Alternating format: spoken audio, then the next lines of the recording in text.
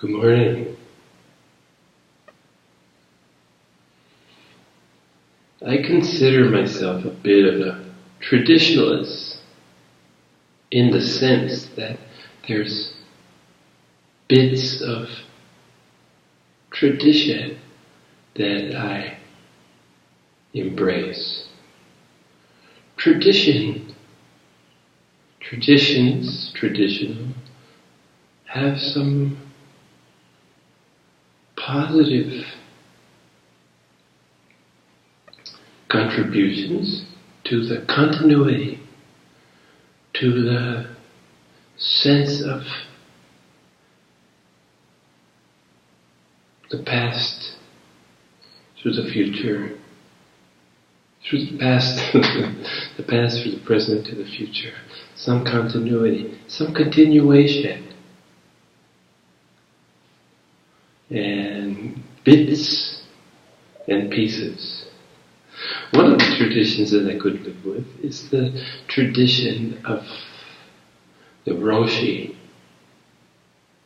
In my experience, the Roshi would say, I would hit you with the stick, allegorically. He had no stick in his hand and he didn't hit me. But parts of me, if the time and place, I was in the circumstances where the Roshi would physically hit me with the stick, if that was the tradition, to physically hit with the stick, I could probably learn to accept that tradition as well. Because in my own private, personal life and observations, I've seen that life does hit you with sticks. lots of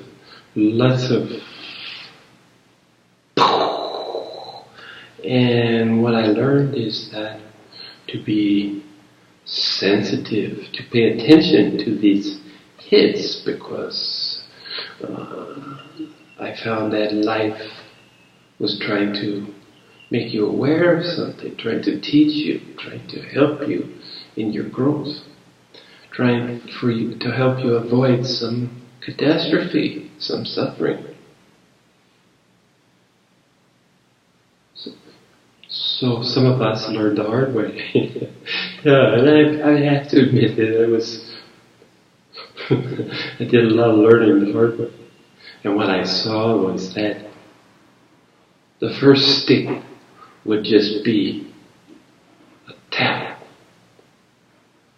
And if I ignored it, if I didn't get it, if I wasn't aware, if I didn't pay attention, the stick would get bigger and hit harder, until the point, if necessary, it's like getting hit upside the head with a 2x4, just about knock you out. Oh, you have my full attention, and I would be more aware. So I learned, accepted this as part of life, and learned to do my best to pay attention, to be aware, and take a look at what life was trying to teach me.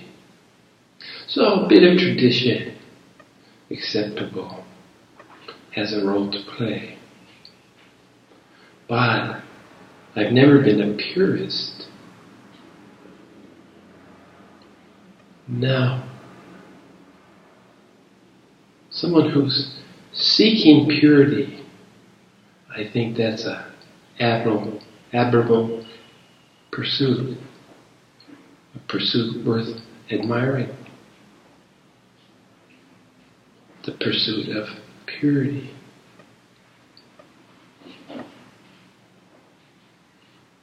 The pursuit of cleanliness. The pursuit of honesty. Yeah. Worthwhile pursuits. But the concept of pure, inherent in the concept of pure instead of purity, pure, can lead, in my experience, to exclusivity. Especially when you're talking about teaching or religion. Pure. This is the pure teaching. Now, as soon as I hear that word, this is my teaching, is the pure teaching. Well, all the red flags. Divisiveness. Separateness. Exclusivity. Mine is the best. And then, closely following to a declaration of having found the pure, the best way, becomes an edict when they start using this is the only way. Well, the ridiculous of that, of any claim of the only way, it's readily apparent for anybody that wants to look at it. There's many paths, many ways. And again, anything that leads you to exclusivity, to the sense that you're better, that you're different, that you're separate, is exercise in divisiveness and to be avoided at any cost. So, having said that, I want to address admitting to be some aspects of traditionalism that I find useful and participate in.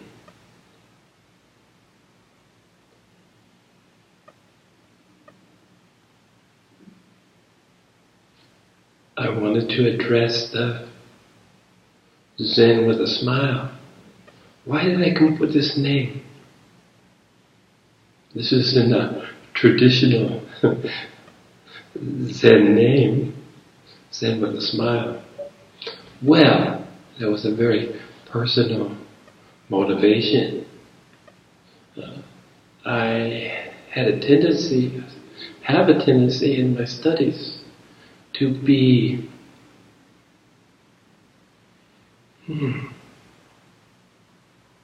too intense, too stiff, too intense, too serious. And if this is a serious matter, sure, intensity has its place. But when it goes over, it goes beyond. I used to fast. And I'd fast and just water fast. And I got up to 40 days of fasting through a series of shorter fastings. But the culmination was almost 40 days. And I think too much is never good, right? Too much of a good thing. I think fasting is a great thing, but too much. So I have a tendency to overdo, to do too much. If a little is good, more must be better. This kind of thinking. And what helped me to work with this challenge was learning not to take myself so seriously, learning that I could be an object of mirth, learning to laugh at myself quite often and quite frequently. As a reminder, as a mechanism, laughter as a mechanism, as a reminder to not take myself so seriously. So, hence, Zen with a smile. Now, along with these things, I'd like to additionally address some concepts. And that's why I'm titling this Pop Zen. Pop in the sense of popular. Popular misunderstandings, popular misinterpretations, perhaps. But I'm mentioning this because I spend a lot of time. I spend a lot of time trying to accomplish these popular concepts of Zen. I've mentioned before, quieting the mind.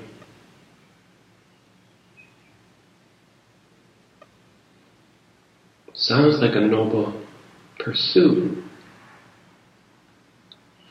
Calming the mind, silencing the mind. All of them imply some, in my observation, some obstacle that you had to overcome. The mind was an obstacle, and you had to defeat it, you had to fight it. And I was always puzzled because the mind can be such a fine tool, can be so useful. We're given these fine minds and then taught to ignore it, defeat it, quiet it.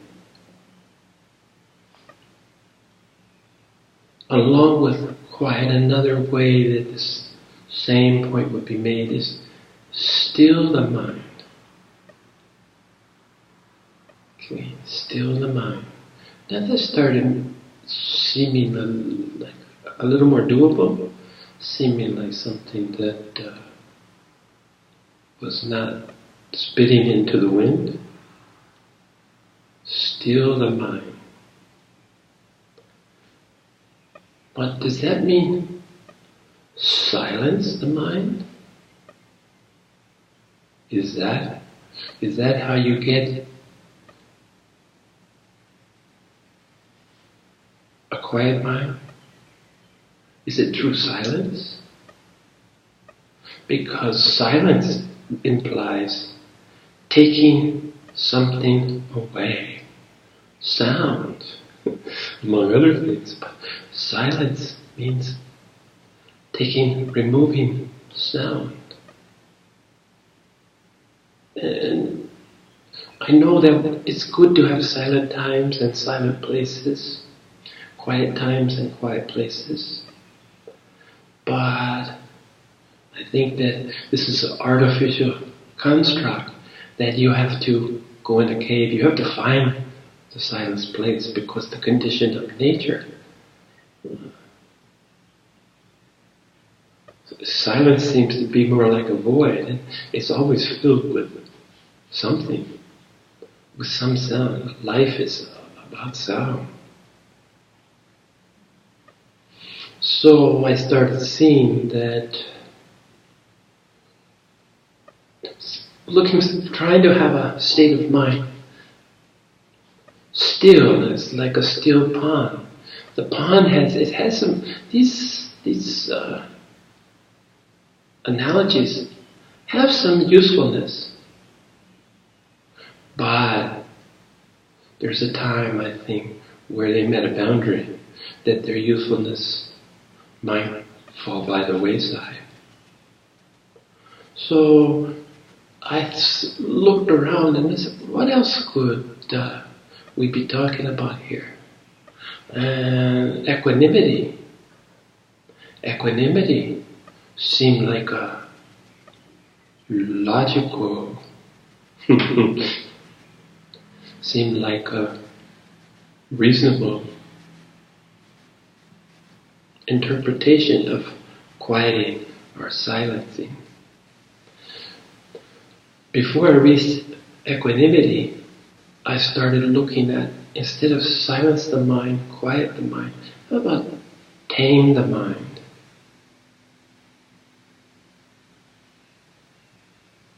And my taming was through, again, not taking it so seriously, accepting it for entertainment purposes only. thinking has its place, has its time, but it's certainly not what I want to make decisions from.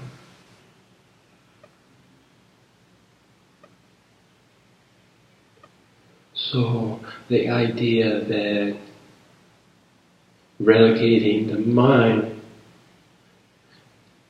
to the arena of being in a movie, and that was able to, it allowed me to seek equanimity. Equanimity to me was maintaining the same demeanor in any circumstance that one was found himself in. From turmoil to bliss and everything in between.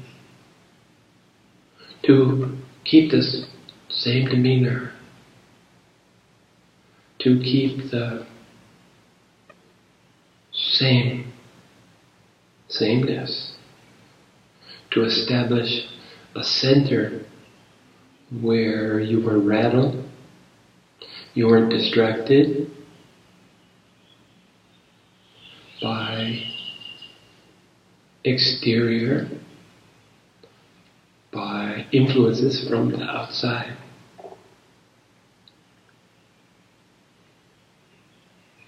So, this is my take, this is my look, this is my experience at how I dealt with this precept, what I thought was the precept: quiet your mind, silent your mind, ignore your mind.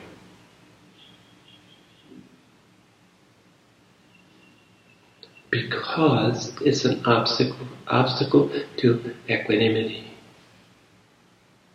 And in my experience, equanimity is where everything else begins. Not until you can reach this state and maintain this state can you truly be on your journey, on your path. Okay.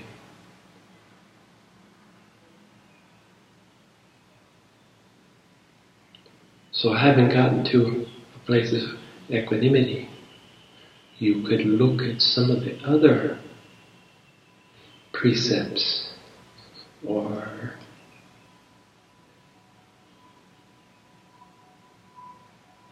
often misinterpreted aspects of Zen teaching.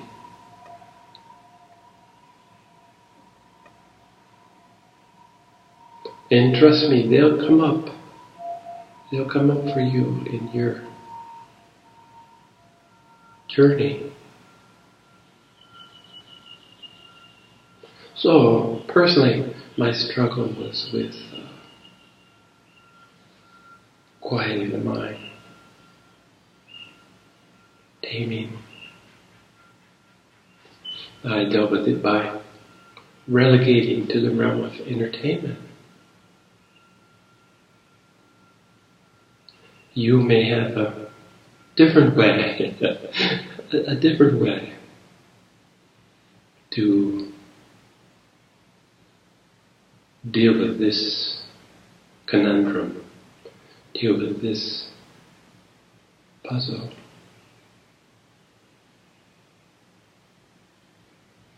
Now, one of the things that I always appreciated from Zen is their attempt to either have really meaningful, wonderful sayings, all the way to koans. Koans, the puzzle that can't be solved with the mind. Intuitive puzzles. But previously I had spoken of gateways and portals, signposts. These sayings, these koans, can serve that purpose. the gateway that I spoke, that you could see the physical manifestation of a gate, it could have a saying above it, carved in wood, above the gate. The portals that I mentioned, they're a little more subtle. They're not so obvious as gates. I usually associate them with rocks, large stones. The portals that I found have been in areas of large rocks, smooth, large rocks, and there's always been a spring leading to a pond, but this kind of environment has always been where I look for portals. And as the ancients did, maybe some of these sayings could be carved in the rock.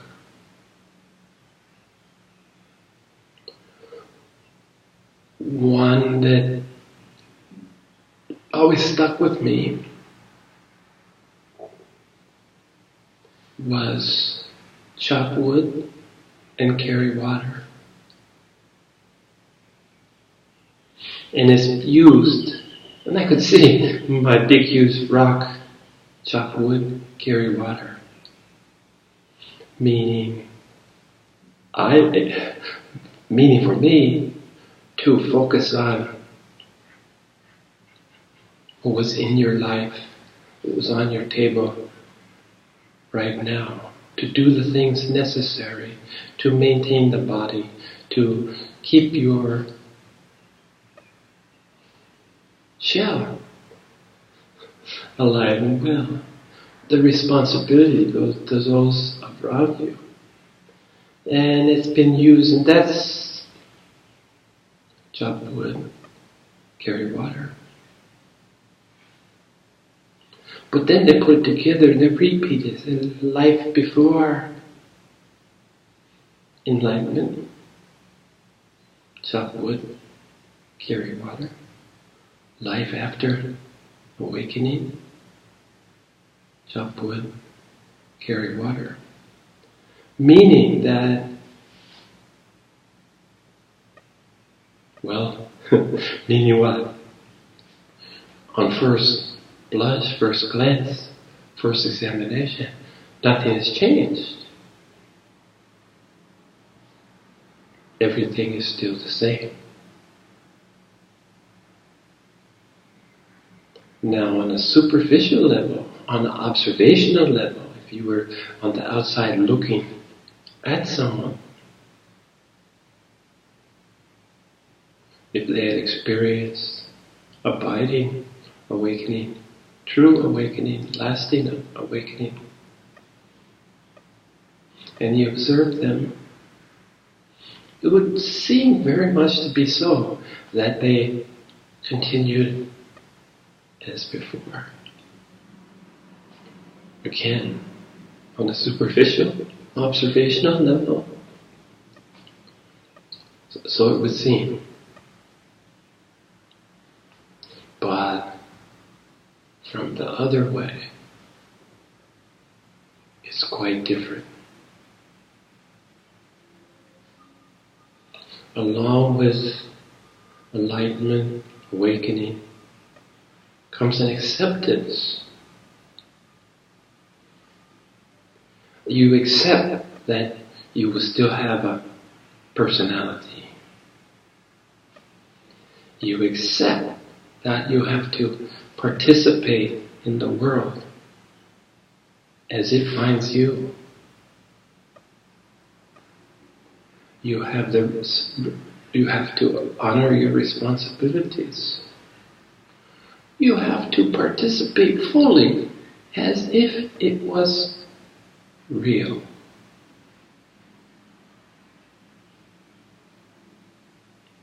But in truth, from the inside, nothing will ever be the same as it was before. You'll see with new eyes. You'll listen with new ears. You'll speak with a new voice. You'll feel with a new heart.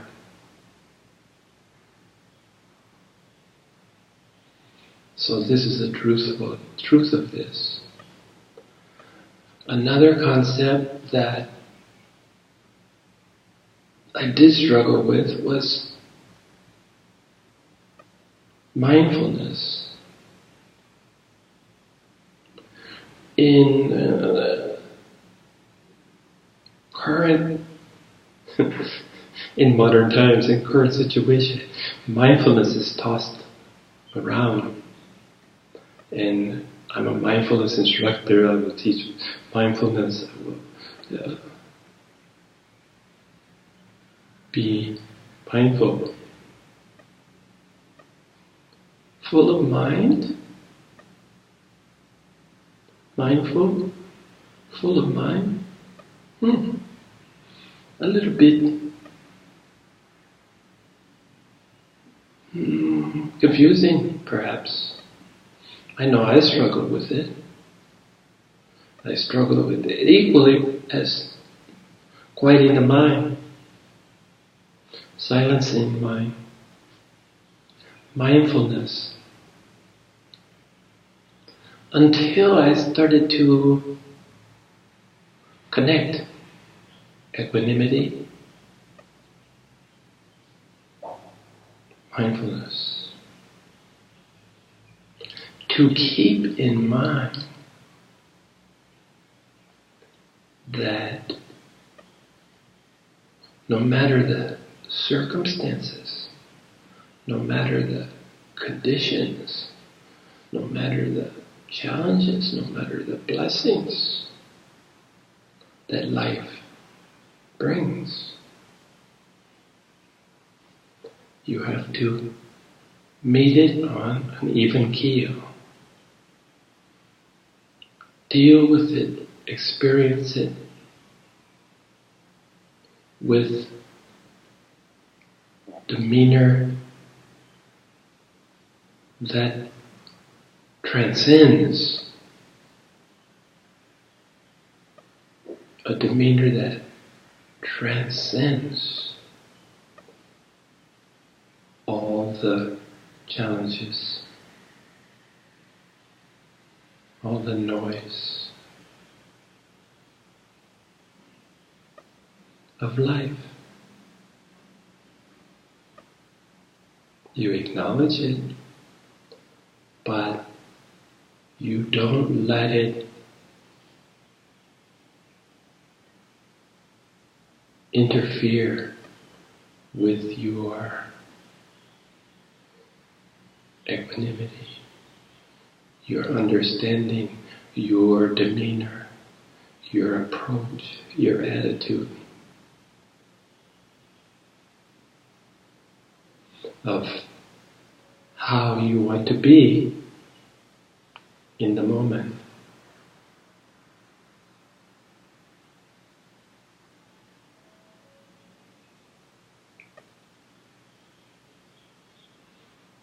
So, I discovered, I discovered that equanimity seemed to be golden. Equanimity seemed to be of the utmost importance. So, I wanted to share with you how the problems that I encountered in my Zen studies and how I dealt with them. So I just wanted to assure people that are listening to me that Zen with a smile, it's not intended to be pop Zen, popular Zen. where we have a few little catchphrases. Smile, Zen with a smile, was solely directed to me to not be so rigid, not be so set in my ways.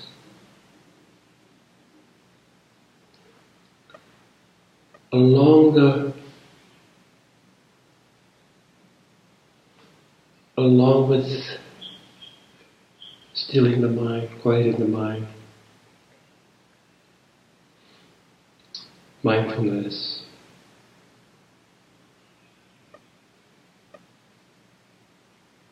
were obstacles.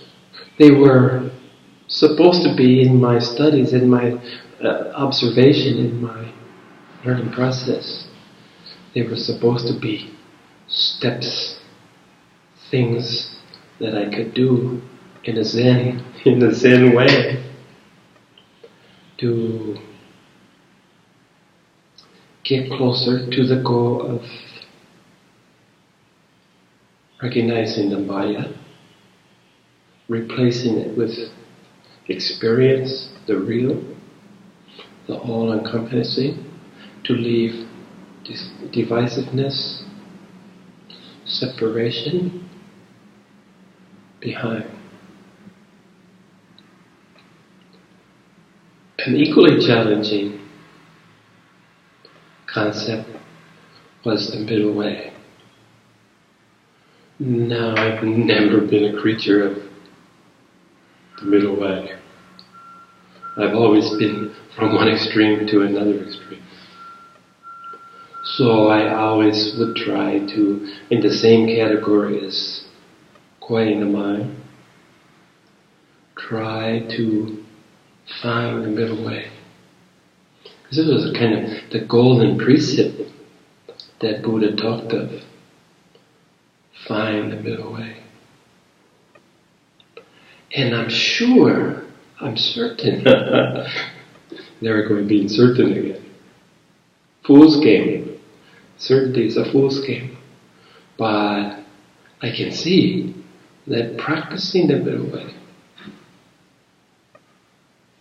would sure take out a lot of the bumps in the road.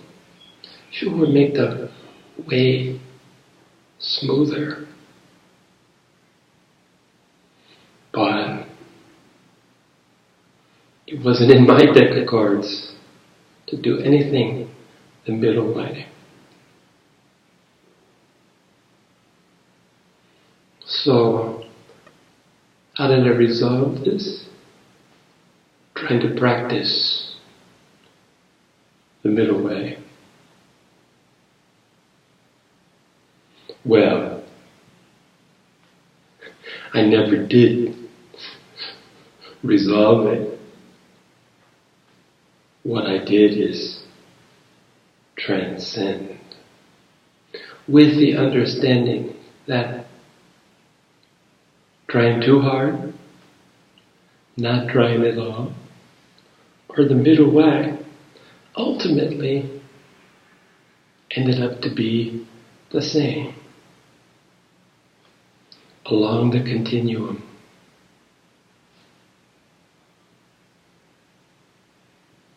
So these elements that have been picked up by Pop Zen in this Zen in 5 minutes,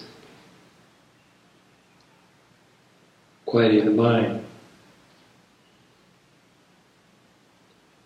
middle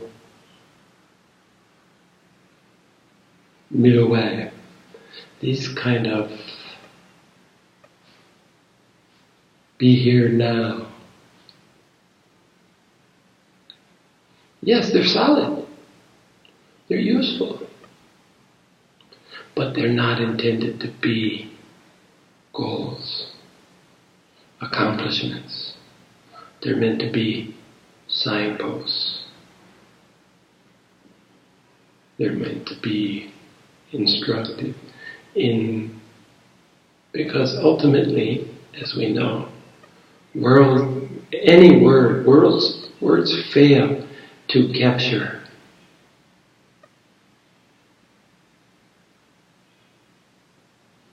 Words fail.